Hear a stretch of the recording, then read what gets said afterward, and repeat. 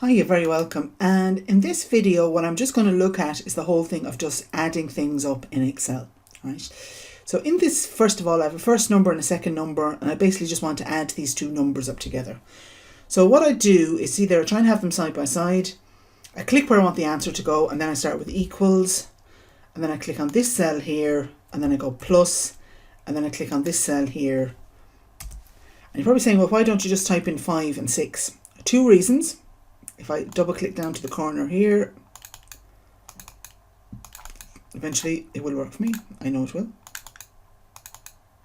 See there, it just copies it all the way down. All right. And then if I decide, oh, I'm going to change this, let's say to 12, watch what happens to my number 11.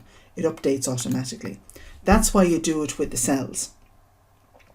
The second thing then is, and if you just, I know it's a number because you see the numbers there are aligned to the right. Okay, so if you kind of think of it as a number, and that ends with an R, so to the right. And then for the dates, okay, so I've got a date here, and then if I want to add a number of days onto it, just go equals this date plus this number, gives me the new date, and then I just double click on it. So in terms of dates, it actually just adds on that number of days onto it.